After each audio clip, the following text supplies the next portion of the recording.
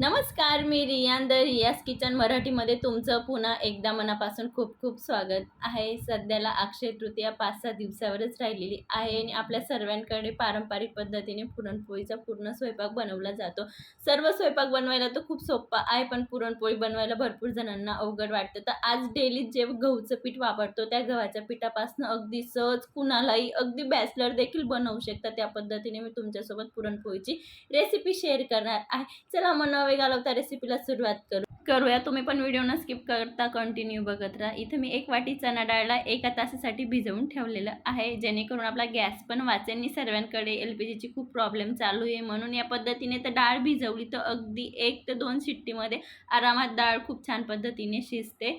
अगदी तुमच्याकडे वेळ असेल तर तुम्ही ओव्हरनाईट देखील भिजवू शकतात. मी उठल्यावर सकाळी भिजवलेली आहे, त्याच्यानंतर मी 1 तासानंतर तुम्हाला व्हिडिओ दाखवते. खूप छान पद्धतीने डबलची भिजलेली आहे. अगदी एक वेळेस तुकडा केला तर आरामात तुकडा पडतो, इतकी छान भिजून झालेली आहे. आता आपण कुकरमध्ये काढून घेऊया आणि गरजेनुसार मी इथं 2 ग्लास पाणी ॲड करते, अर्धा चमचा तेल, पाव चमचा हळद ॲड करते. याच्याने कलर खूप छान येतो पुरणला आणि डाळ लवकर शिजते. बघू शकता त्या पद्धतीने आपल्याला ॲड करायचं आहे. पाणी यापेक्षा जास्त पण ॲड करायचं नाही आहे, नाहीतर आपण जेव्हा डाळ शिजवतो तेव्हा सर्व कुकर आणि गॅस पण भरतो. अगदी 1 वाटी डाळला तुम्ही 1.5 ते 2 ग्लास पाणी ॲड करू शकतात. आता आपण गॅसवर डाळ शिजायला लावूया. डाळ शिजते तोपर्यंत आपण आता दुसरीकडे कणिक मळून घेऊया. मी एका बाउलमध्ये ग्लासभर पाणी घेतलेलं आहे. अर्धा चमचा हळद ॲड केलेली आहे. हळदला छान पद्धतीने पाण्यामध्ये मिक्स करून घ्यायचं आहे, ते साईडला ठेवून द्यायचे. आता आपण कणिक मळण्यासाठी एक कढई घेते. मी कढईमध्ये अर्धा चमचा नमक, 1 चमचा साखर आवर्जून घाला. साखर ॲड केल्याने खूप छान कणिक मळली जाते आणि पोळी तुम्ही कशीही लाटली तरी फाटणार नाही. या गोष्टीची मी तुम्हाला 101% गॅरंटी देते. नमक आणि साखर आणि तेल तिघं खूप छान प्रमाणामध्ये वापरा. मी इथं 1 वाटी डाळला अर्धा चमचा नमक, 1 चमचा तेल आणि 1 चमचा साखर वापर करते. आणि हे मी रोजचं गव्हाचं पीठ घेतलेलं आहे, ते फक्त वस्त्र चाळ करून घेतलेलं आहे, म्हणजे एका कापडाने चाळून घेतलेलं आहे. तर आता आपल्याला पिठाला ॲड करून घ्यायचं आहे आणि मी याच्यामध्ये 2 टेबलस्पून मैदा ॲड करते. आपल्याला सर्व साहित्य व्यवस्थित मिक्स करून घ्यायचं आहे, जे आपलं नमक, साखर आणि तेलाच्या पाण्यामध्ये. अगदी घरच्या मी डेलीच्या जे आपण चपाती वगैरे बनवतो त्या पिठापासून मी तुम्हाला आज पुरणपोळी बनवून दाखवणार आहे. अगदी ते पण न फाटता, फक्त खास ट्रिक वापरायची आहे. आणि आजची खास पुरणपोळीची खासियत अशी की आपण पुरणला जराही चाळणीने किंवा मिक्सरमध्ये न पुरण यंत्र न वाटता अगदी आपण अशीच पुरणपोळी बनवणार आहोत, पुरण न गाळता न चाळता. आता आपल्याला ते हळदचं थोडं थोडं पाणी ॲड करून चांगली घट्टसर कणिक मळून घ्यायची आहे. बघू शकतात आपण डेलीची चपाती मळतो त्यापेक्षा थोडी सैल मळलेली आहे, बघू शकतात. आणि एकदम मला 2 ते 2.5 मिनिट लागलेले आहेत हे पीठ मळायला, जास्त फारसा टाईम पण लागलेला नाही आहे. आता आपण कणिकला एका भांड्यामध्ये काढून घेऊया आणि याच्यावरती मी अर्धा ग्लास पाणी ॲड करून झाकून ठेवते साईडला. 15 ते 20 मिनिटासाठी रेस्ट करण्यासाठी ठेवायचं आहे. ह्याच्याने आपलं कणिकला खूप लवचिकता येईल. अगदी खूप छान सैलसर आपली कणिक पाहिजे तशी होईल पुरणपोळीसाठी. आणि पाण्यामध्ये कणिकला भिजवल्याने फायदा एक होतो की कणिकला जास्त मळावं लागत नाही, जास्त मेहनत वगैरे करावी लागत नाही. अगदी तुम्ही नॉर्मल कणिक मळता तशी कणिक मळून पाण्यात 15 ते 20 मिनिटासाठी रेस्ट करण्यासाठी ठेवून द्यायची. डाळ पण छान पद्धतीने शिजलेली आणि हळदचा पण खूप छान कलर आलेला आहे. आता आपण चाळणमध्ये काढून घेऊया. जे एक्स्ट्राचं पाणी आहे ते खाली नितरवून घ्यायचे कटाच्या आमटीसाठी. आणि आता आपल्याला झालेली डाळ परत मिक्स कुकरमध्ये ॲड करायची आहे. एक छान पद्धतीने मी खालीवरती करून घेतलेलं आहे. जे एक्स्ट्राचं पाणी ते लवकर खाली गळेल त्यासाठी, बघू शकतात. आता आपण राहिलेली डाळ परत कुकरमध्ये ॲड करून घेणार आहोत. बघू शकता डाळ खूप छान पद्धतीने शिजलेली आहे. अगदी आपण भिजवलेली होती त्यासाठी मी एकच विसल घेतलेली आहे, तरी पण खूप छान शिजलेली. आता आपण पावभाजी मॅशरने छान मॅश करून घ्यायची आहे. खास करून ही ट्रिक वापरायची, कारण की आपण आज जराही चाळणी किंवा मिक्सर किंवा पुरणयंत्राचा वापर करणार नाही आहोत. त्यासाठी इथं मी छान पद्धतीने अगदी एकही डाळ अशी कणसारखी राहणार नाही इतपत मी व्यवस्थित मॅश करून घेणार आहे. बघू शकता त्या पद्धतीने अगदी मला 2 ते 3 मिनिट लागलेले आहेत. अगदी तासन तास किंवा अर्धा तास पुरण चाळणी पकडून बसायची गरज नाही, हे खूप पटापट होतं. फक्त डाळ छान पद्धतीने शिजली गेली पाहिजे. बघू शकता तिथं मी पुरण पण छान पद्धतीने मॅश करून घेतलेलं आहे. आता आपण याच्यामध्ये गूळ ॲड करणार आहोत. जर तुम्हाला पुरण मॅश करायचं नसेल तर तुम्ही चाळणीने देखील चाळून घेऊ शकतात, अगदी ऑप्शनल आहे. पण ज्यांना जास्त प्रमाणात बनवायचे असेल तर ही खूप सोपी पद्धत आहे, त्यासाठी मी तुम्हाला दाखवलेली आहे.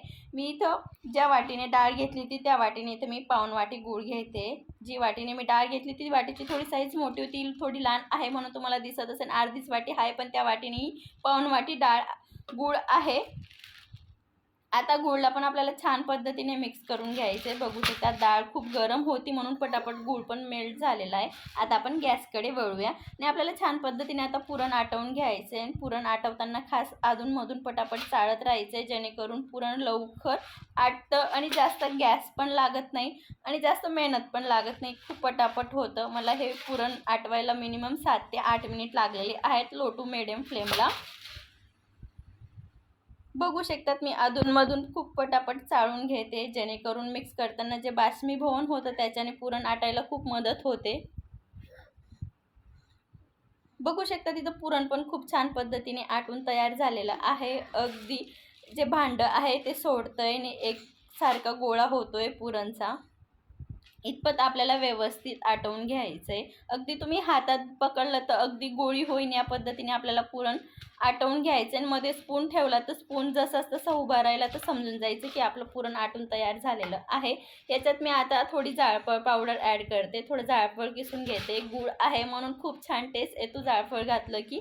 तर आता मी इथं पाव चमचा जायफळ पावडर ॲड केलेली आहे. परत आपल्याला आता व्यवस्थित मिनिटभर व्यवस्थित मिक्स करून घ्यायचं आहे. मी आता खाली कुकरला उतरवून घेतलेलं आहे. आता आपण परत व्यवस्थित मिक्स करून एका प्लेटमध्ये गार करण्यासाठी काढून घेऊया. बघू शकतात पुरण जराही मला चाळणीने किंवा यंत्राने किंवा मिक्सरचा कसाही वापर न करता इथं माझं पुरण बनवून तयार झालेलं आहे. आता पुरण आपण गार करण्यासाठी साईडला ठेवून देऊया. आता आपण कणिककडे वळूया. मी एका प्लेटमध्ये कणिकला काढून घेतलेलं आहे. छान पद्धतीने आपल्याला आता 2 मिनटं व्यवस्थित मळून घ्यायचं आहे. मी इथं अर्धा चमचा तेलाचा वापर करून कणिकला छान पद्धतीने 2 मिनटासाठी मळून घेतलेलं आहे आणि मी पुरणला 10 मिनटं फ्रीजला ठेवलेलं होतं, जेणेकरून पटक्यात गार होईल.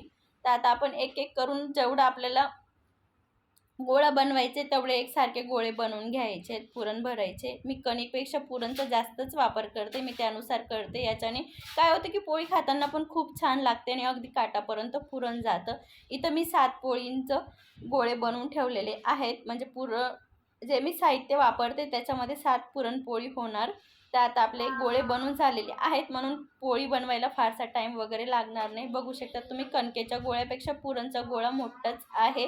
आता आपल्याला छान पद्धतीने अगदी गोल वाटी बनवून घ्यायची. पीठ लावलेलं आहे मी हाताला आणि अगदी आपल्या बोटांनी व्यवस्थित गोल गोल फिरवून आपल्याला वाटी तयार करून घ्यायची आहे. बघू शकता त्या पद्धतीने आपल्याला खोल वाटी तयार करून घेतलेली आहे. याच्यामध्ये आता आपण पुरणचा गोळा ॲड करून घेऊया.